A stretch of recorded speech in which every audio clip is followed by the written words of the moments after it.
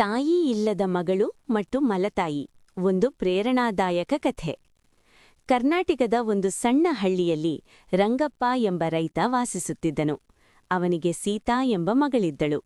ಸೀತಾ ಚಿಕ್ಕವಳಾಗಿದ್ದಾಗಲೇ ಅವಳ ತಾಯಿ ಅನಾರೋಗ್ಯದಿಂದ ಅಗಲಿದಳು. ತಾಯಿಯ ಮಮತೆಯಿಲ್ಲದ ಜೀವನ ಸೀತಾಳಿಗೆ ತುಂಬಾ ಕಠಿಣವಾಗಿತ್ತು. ಆದರೂ ಅವಳು ಶಾಂತ ಸ್ವಭಾವದಳು, ಓದಲು ಬಹಳ ಆಸಕ್ತಿ ಹೊಂದಿದ್ದಳು. ಕೆಲವು ವರ್ಷಗಳ ನಂತರ ರಂಗಪ್ಪ ಮರುಮದುವೆಯಾದನು. ಹೊಸ ಹೆಂಡತಿ ಶಾಂತ ತನ್ನ ಮಗ ಕಾರ್ತಿಕ್ ಜೊತೆಗೆ ಮನೆಗೆ ಬಂದಳು. ಆರಂಭದಲ್ಲಿ ಎಲ್ಲವೂ ಸರಿಯಾಗಿತ್ತು, ಆದರೆ ಕಾಲಕ್ರಮೇಣ ಶಾಂತಾಳ ವರ್ತನೆ ಬದಲಾಗತೊಡಗಿತು. ಶಾಂತ ತನ್ನ ಮಗ ಕಾರ್ತಿಕನ್ನು ತುಂಬಾ ಮುದ್ದಾಗಿ ನೋಡಿಕೊಳ್ಳುತ್ತಿದ್ದಳು. ಅವನಿಗೆ ಪ್ರತಿದಿನ ಹೊಸ ಬಟ್ಟೆ, ಉತ್ತಮ ಆಹಾರ, ಶಾಲೆಗೆ ಹೊಸ ಪುಸ್ತಕಗಳು, ಅಡಿಗೆಗೆ ಸಹಾಯ ಮಾಡುವುದು ಇವೆಲ್ಲ ಅವಳ ದಿನಚರಿ.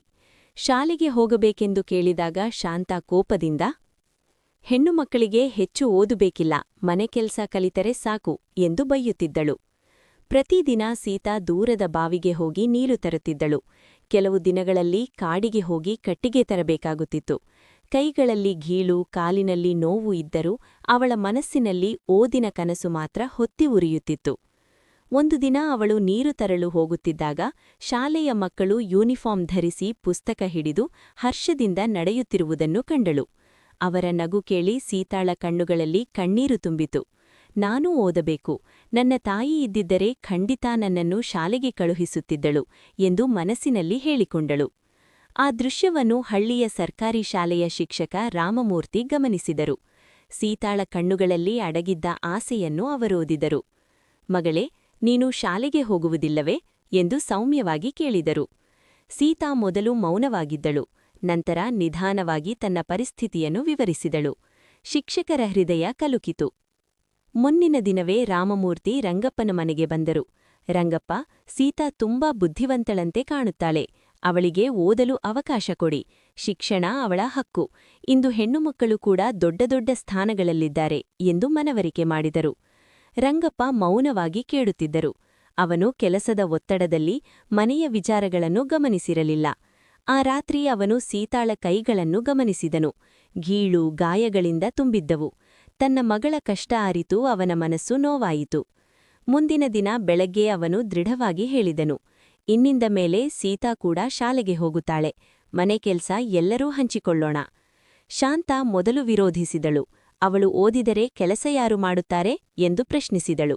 ಆದರೆ ರಂಗಪ್ಪ ಕಠಿಣವಾಗಿ ಉತ್ತರಿಸಿದನು, ಮಗನಾಗಲಿ ಮಗಳಾಗಲಿ ಎರಡೂ ನನ್ನ ಮಕ್ಕಳು, ಇಬ್ಬರಿಗೂ ಸಮಾನ ಹಕ್ಕು.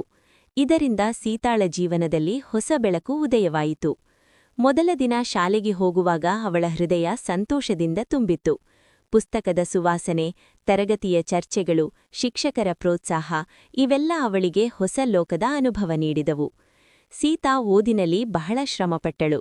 ಮನೆಗೆ ಬಂದು ಕೆಲಸ ಮಾಡುತ್ತಿದ್ದರೂ ರಾತ್ರಿ ಹೊತ್ತು ಓದು ಮುಂದುವರಿಸುತ್ತಿದ್ದಳು. ಶಿಕ್ಷಕರು ಅವಳ ಪರಿಶ್ರಮ ನೋಡಿ ವಿಶೇಷವಾಗಿ ಸಹಾಯ ಮಾಡುತ್ತಿದ್ದರು. ಕಾರ್ತಿಕ್ ಕೂಡ ಆರಂಭದಲ್ಲಿ ಸೀತಾಳನ್ನು ತಿರಸ್ಕರಿಸುತ್ತಿದ್ದನು. ನೀನು ಏನು ಸಾಧಿಸುವೆ ಎಂದಿ ನಗುತ್ತಿದ್ದನು. ಆದರೆ ಪರೀಕ್ಷಾ ಫಲಿತಾಂಶ ಬಂದಾಗ ಸೀತಾ ಶಾಲೆಯ ಮೊದಲ ವಿದ್ಯಾರ್ಥಿನಿಯಾಗಿ ಹೊರಹೊಮ್ಮಿದಳು. ಕಾರ್ತಿಕ್ ಮಧ್ಯಮ ಮಟ್ಟದಲ್ಲಿ ಉತ್ತೀರ್ಣನಾದನು. ಹಳ್ಳಿಯ ಎಲ್ಲರೂ ಸೀತಾಳನ್ನು ಮೆಚ್ಚಿದರು. ಪತ್ರಿಕೆಯಲ್ಲಿ ಅವಳ ಹೆಸರು ಬಂತು. ತಾಲೂಕು ಮಟ್ಟದಲ್ಲಿ ಅವಳಿಗೆ ವಿದ್ಯಾವೇತನ ದೊರೆಯಿತು. ಈ ಯಶಸ್ಸು ಶಾಂತಾಳ ಮನಸ್ಸನ್ನು ಬದಲಾಯಿಸಿತು. ಅವಳು ನಿಧಾನವಾಗಿ ಅರಿತುಕೊಂಡಳು, ತಾನು ಮಾಡಿದ ಭೇದಭಾವ ತಪ್ಪು. ಒಂದು ಸಂಜೆ ಸೀತಾಳ ಬಳಿ ಬಂದು ಕಣ್ಣೀರು ಹಾಕುತ್ತಾ ಹೇಳಿದಳು, ಮಗಳೇ, ನನಗೆ ತಾಯಿ ಇಲ್ಲ, ನೀವು ನನ್ನನ್ನು ಒಪ್ಪಿಕೊಂಡರೆ ಸಾಕು ಎಂದು ಹೇಳಿ ಅವಳ ಕೈ ಹಿಡಿದಳು. ಆ ಕ್ಷಣದಿಂದ ಮನೆಗೆ ನಿಜವಾದ ಶಾಂತಿ ಮರಳಿತು. ಕಾರ್ತಿಕ್ ಕೂಡ ಅಕ್ಕಲಿಂದ ಪ್ರೇರಣೆ ಪಡೆದು ಹೆಚ್ಚು ಶ್ರಮಪಟ್ಟು ಓದಲು ಪ್ರಾರಂಭಿಸಿದನು. ವರ್ಷಗಳು ಕಳೆದವು. ಸೀತಾ ತನ್ನ ಪರಿಶ್ರಮದಿಂದ ವೈದ್ಯ